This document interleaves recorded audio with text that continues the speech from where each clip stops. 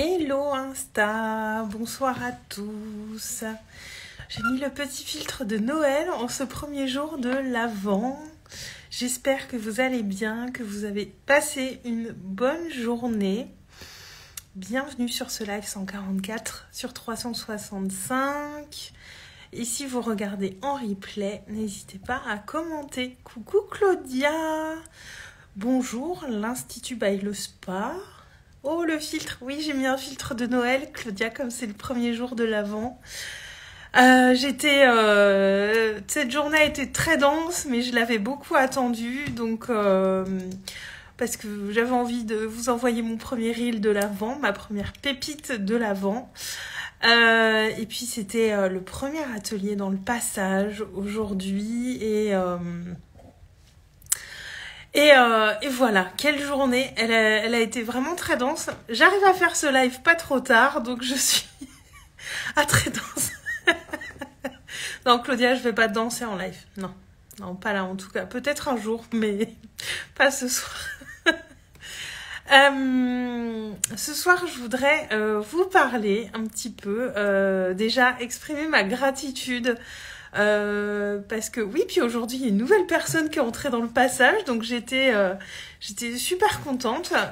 C'était aussi une jolie surprise, et j'en profite pour vous rappeler que vous pouvez nous rejoindre jusqu'à dimanche. Je laisse les inscriptions ouvertes jusqu'à dimanche, puisque là on est en train de créer le cocon du passage, et voilà, je laisse les inscriptions ouvertes, mais je vais pas les laisser tout le long parce que ça n'aurait pas trop de sens, parce qu'il y a une évolution dans les ateliers déjà, et je veux qu'on soit dans cette énergie ensemble, et voilà, un souci de cohérence jusqu'à dimanche. Je laisse encore un petit peu de marge, mais pas plus loin que ça. Voilà.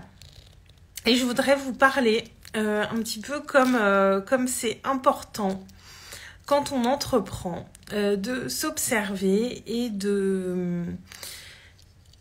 d'avoir conscience de notre niveau d'énergie, si j'ai envie de dire d'énergie, en fonction des périodes, et s'autoriser à écouter ça.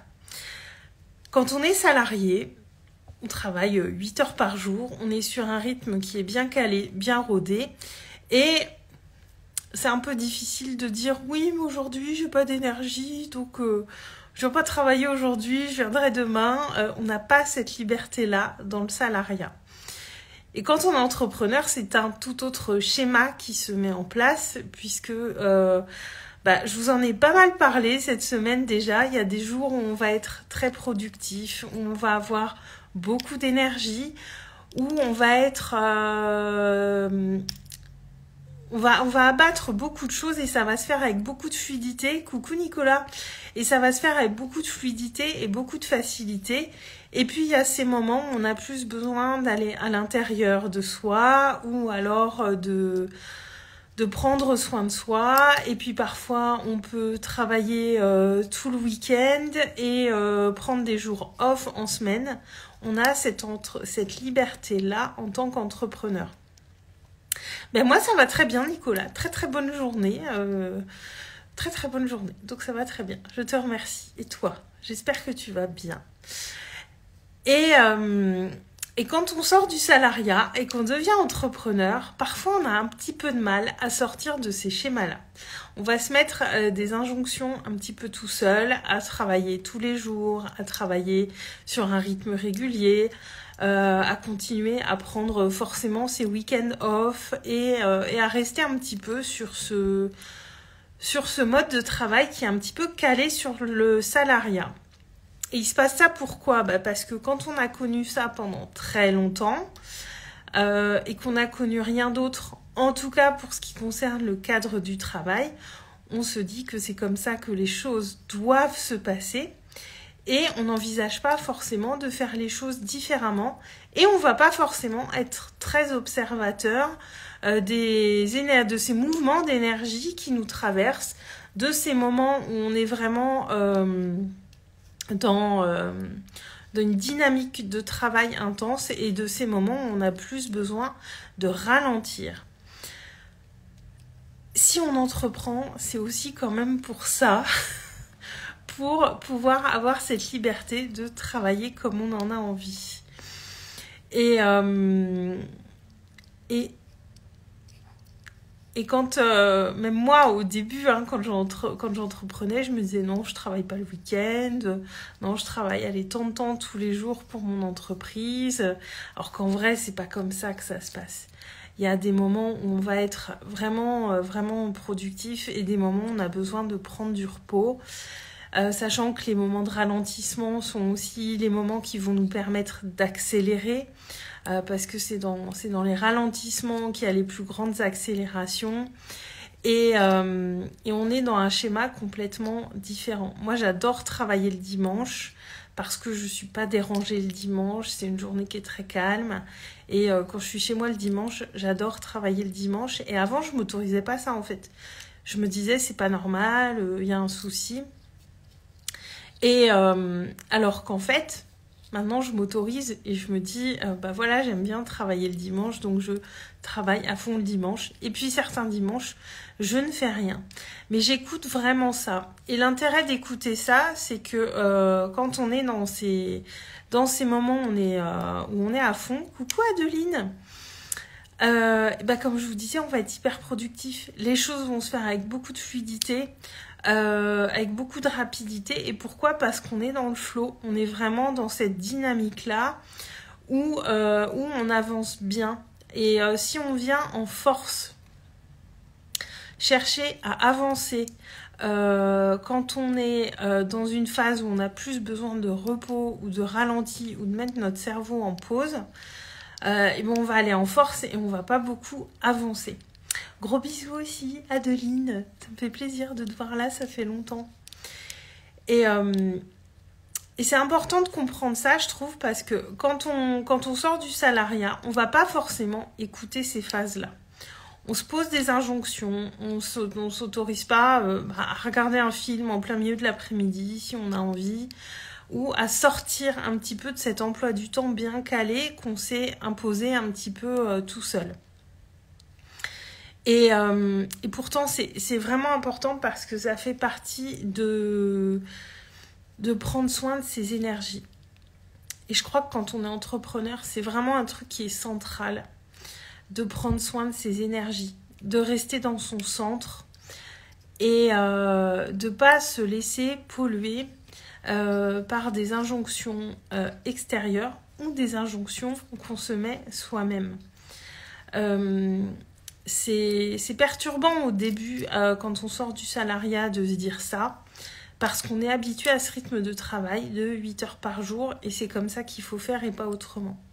D'autres schémas sont possibles. Alors je dis pas que quand on est entrepreneur on va chiller la moitié de la journée et les choses vont se faire toutes seules. Pas du tout. Pas du tout. Il faut y mettre du sien, il faut être engagé et il faut faire les bonnes actions. Et c'est ça justement, c'est quelles bonnes actions je fais, qu'est-ce que je mets en œuvre, qu'est-ce que je fais pour mon entreprise aujourd'hui, sur quel rythme. Et si je suis dans un flow où j'ai envie de travailler, où les choses viennent toutes seules, ben c'est pas parce que c'était pas écrit dans l'agenda que je vais pas le faire. Et sortir de ces cases un petit peu, parce que oui, il y a peut-être des jours où on va travailler peut-être plus que 8 heures, et puis il y a des jours où on va travailler beaucoup moins. Mais entreprendre, ce n'est pas, encore une fois, on n'est plus dans un schéma où on échange son temps contre de l'argent. L'idée, c'est vraiment de faire ces actions alignées qui vont servir notre entreprise. De les faire aussi au moment où c'est fluide, au moment où ça résonne pour nous. D'aller remettre en cause des choses qu'on pensait justes et qui finalement sont pas si justes. Moi, je vois en octobre, j'ai rien lancé de nouveau entre guillemets en octobre. J'avais plein d'idées qui me venaient à l'esprit, mais il y en avait aucune où je me disais ah ouais ça c'est cool, je vais le proposer et ça vibrait pas en fait. Et ben j'ai pas proposé de trucs nouveaux juste pour proposer en fait. Parce que c'était pas là. Et finalement, toutes ces idées qui avaient germé en octobre, eh ben, il y en a une qui s'est extraite, qui est venue vraiment résonner et qui s'est construite dans ma tête en novembre. Donc le passage qu'on a ouvert ce soir. Et voilà. Et c'est accepté aussi d'avoir un certain lâcher-prise par rapport à ça. Et Nicolas, en tant qu'entrepreneur, c'est de l'autogestion. Tandis que salarié, on te dit de faire un truc et tu le fais. Bah ouais, c'est ça. Et on va pas forcément mettre cette conscience sur les actions qu'on doit faire, puisque c'est des choses qu'on doit faire. Donc, Adeline, ça va te faire rire, je suis encore en train de m'occuper de mes cheveux en live. Et c'est vraiment ça, c'est de l'autogestion. C'est prendre ses responsabilités dans tout, en fait, même dans les actions qu'on met en place. C'est être leader de soi. Et ce leadership, il va s'exprimer dans toutes les parts de notre être. Et c'est vraiment cette responsabilité qu'on prend. Et tant que c'est que les cheveux... Ouais, Nicolas. Attention, ça va partir en n'importe quoi, ce live. Et c'est vraiment prendre cette responsabilité dans toutes les sphères de notre vie. Et... mais c'est aussi pas se laisser embarquer dans le truc à travailler tout le temps. Parce que tout part de nous. Et si on prend pas soin de notre être, de qui on est, si on prend pas le soin d'écouter où on en est, de faire des phases de bilan, d'avoir des phases d'intégration, qui vont permettre des actions alignées, plus rapides et plus fructueuses, eh ben on tombe dans le piège inverse. Et on voit beaucoup d'entrepreneurs dans ce cas. Le burn-out n'est pas réservé aux salariés. Il y a beaucoup d'entrepreneurs aussi qui font des burn-out. Et c'est vraiment très important d'aller écouter ça. D'aller écouter, voilà où j'en suis aujourd'hui. D'aller bien connaître son rythme aussi sur la journée. Moi, je sais qu'il y a des moments de la journée où je suis beaucoup moins productive. Je les connais, ces moments-là, maintenant. Et je les écoute. Et je me mets vraiment à l'écoute de ça tout le temps. Et vous voyez, je reviens sur le live d'hier. Hier, j'avais prévu de faire des choses et au final, j'ai rien fait. Nicolas, mais en tant qu'entrepreneur, il faut aussi avoir l'esprit imaginatif. Alors, Nicolas, on est tous de très grands créatifs qui s'ignorent. Moi, je ne me pensais pas du tout créative, vraiment, pendant très longtemps. Et notre créativité, elle est là. On est créatif dans tout, toute la journée. Quand tu trouves une solution à un petit problème du quotidien, tu es créatif. Quand tu trouvais de bonnes idées. Ouais, alors c'est clair que c'est avoir aussi l'esprit de tester des choses.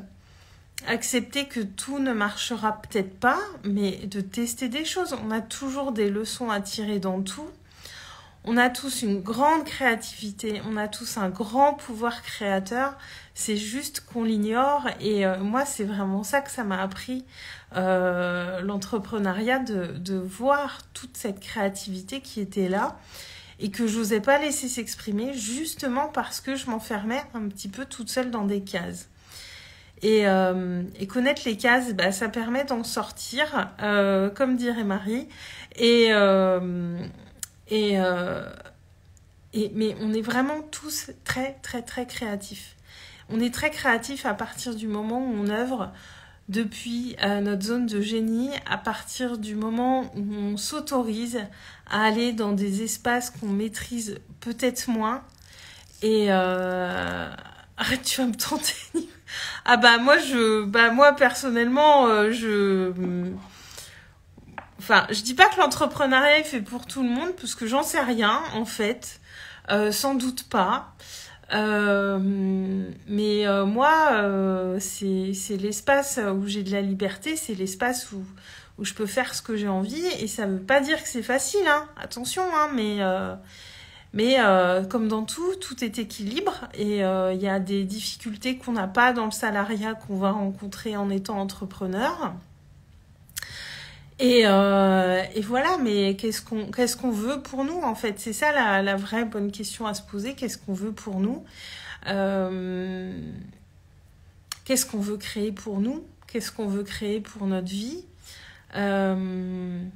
C'est ça la vraie question à se poser. Moi, il m'a fallu un burn-out et ça prend encore du temps. C'est très très loin d'être parfait et je pense que personne n'a une vie parfaite. Simplement, est-ce qu'on est prêt à faire face aussi aux difficultés qui peuvent aller avec ça et où on trouve notre équilibre dans les choses et qu'est-ce qu'on veut pour notre vie, en fait, tout simplement. C'est simple, c'est pas forcément facile, mais c'est simple. Et c'est vraiment ce changement qui est à appréhender et de sortir des schémas parce que l'école, le salariat sont des endroits où on nous apprend beaucoup à rentrer dans des schémas, à rentrer dans des cases.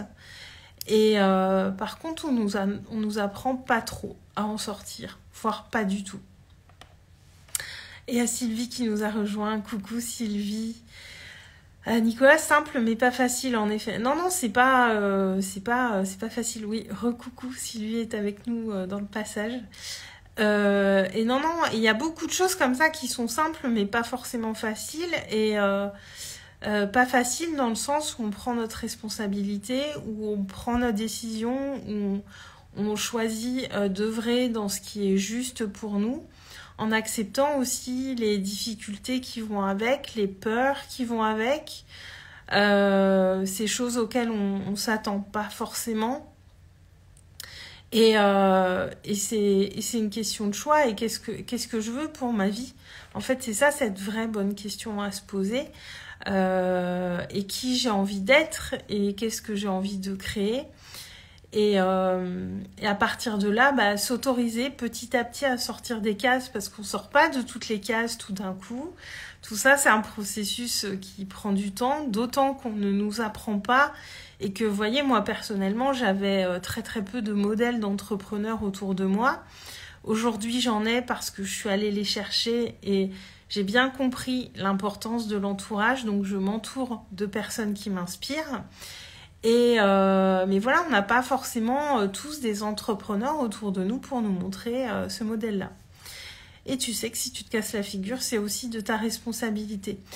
Ouais, et alors après, sans se flageller non plus, parce que y a beaucoup d'entrepreneurs à succès qui ont d'abord connu l'échec, et l'échec, c'est d'abord des leçons. Et même moi, mes débuts dans l'entrepreneuriat, alors j'ai pas dû mettre la clé sous la porte parce que c'est une micro-entreprise et que ça n'a pas d'impact. Les mois à zéro, il n'y a pas d'impact financier en termes de charges ou autre. Mais moi, je considère un peu que ce que j'ai fait avant, ça a été un long apprentissage qui m'a amené aussi à ce que je fais aujourd'hui et à ce que je suis aujourd'hui. Et voilà, donc c'est aussi comment notre approche de l'échec qui va être différente, notre approche de ces choses qu'on n'a pas réussi, qu'est-ce que j'en retire, parce que tout entrepreneur, même un entrepreneur à succès, il peut lancer quelque chose et quelque chose qui va pas marcher. Et ça arrive. Et qu'est-ce que je retiens de ça? Et moi, je trouve que c'est super important d'avoir ça à l'esprit aussi, de se rappeler que il y a des choses, des fois ça marche pas, on sait pas pourquoi, on a l'impression d'avoir tout fait bien et puis ça fonctionne pas et on va aller tester autre chose. C'est aussi aimer tester des choses, entreprendre et vraiment sortir des cases du salariat qui nous dit qu'on doit faire les choses comme ça tous les jours, sur tels horaires, à tel moment, et puis arrêter de s'imposer des actions qui sont pas forcément utiles. Je crois que je suis partie plus loin que mon sujet de départ, mais voilà, c'est des choses qui sont importantes d'avoir à l'esprit. Ouais, exactement, Sylvie, l'échec est super formateur, c'est ça qui nous fait avancer. Et vraiment, on en tire des leçons. Enfin, moi, ça fait quand même longtemps que j'accompagne des gens et c'est à quel niveau d'engagement aussi on met dedans. Nicolas, on en revient à la créativité. Ouais, clairement, être créatif. Alors après, ça peut être juste modifier un petit peu ce qu'on a lancé et qui n'a pas marché. Ça peut être juste l'aligner un tout petit peu. Des fois, c'est un petit réglage, c'est un petit millimètre. C'est peut-être une compétence qui nous manquait. C'est comment on a communiqué dessus. Des fois, c'est des toutes petites choses. Et moi, je crois qu'on n'a pas à tout réinventer. Je crois que tout a été dit. Mais personne dit les choses à notre manière, avec notre vibration, avec qui on est. Et voilà, et se laisser simplement bercer par ses idées. Et moi, c'est exactement ce que j'ai fait avec le passage. En fait, je suis partie d'un constat que j'avais fait pour moi. Et j'ai lancé la proposition avec le passage et ça a fonctionné. Et ça aurait pu ne pas fonctionner. Mais au moins, j'ai essayé et je me suis rendu compte que le constat que j'avais fait pour moi, que voilà, faire ces bilans de fin d'année et les projections pour l'année suivante, ben, c'est quelque chose que moi, j'avais envie de faire tranquillement, de faire dans le temps et que j'avais pas envie de le faire seule. Alors j'ai proposé une offre qui allait dans ce sens et il y a des personnes pour qui ça a résonné. Je suis partie de moi. Alors j'ai pas vu la même chose ailleurs. Il y a d'autres formats qui sont proposés. J'ai pas vu le même format que moi. Et clairement, ce que je propose dans le passage, c'est des choses que j'ai déjà faites pour moi, c'est des choses qui existent ailleurs, mais c'est ce format et tout ce qui va autour finalement que j'ai proposé qui change, qui sort des sentiers battus, qui sort de ce qui a déjà été fait. Et c'est aussi ce temps qu'on va prendre ensemble pour le faire. C'est ça qui change. Mais moi, je pense honnêtement que tout a été dit. Tout a été dit, mais on peut mettre notre patte sur toutes ces choses qui ont déjà été dites pour faire ce qui vient vraiment de nous, de l'essence de ce qu'on est. Et pour ça, c'est indispensable de bien se connaître, d'avoir mis beaucoup de conscience sur qui on est, de connaître sa valeur, de la reconnaître. Et voilà, et tout ça est beaucoup une question de conscience de soi. Voilà. Je pense que j'ai tout dit pour ce soir. J'ai dit plein de choses, du coup, beaucoup plus que ce que j'avais prévu dans ma tête. Mais tout ça, c'est des choses très importantes à avoir à l'esprit et puis oser essayer, oser se lancer et oser le faire. Voilà, passer à l'action pour de vrai. Nicolas, je pense réfléchir déjà assez sur moi pendant l'année. Ah bah moi, c'est tout le temps. Hein. Après, je le fais peut-être avec plus de légèreté, c'est peut-être plus par période aussi, mais oui, c'est tout le temps que je mets de la conscience sur qui je suis et comment je fais les choses et pourquoi je les fais et tout ça, mais moi, je m'en lasse pas. J'adore ça. Voilà. Je vais vous souhaiter une bonne soirée. Je vais m'arrêter là pour ce soir. Je vous embrasse et je vous dis à demain. Ciao!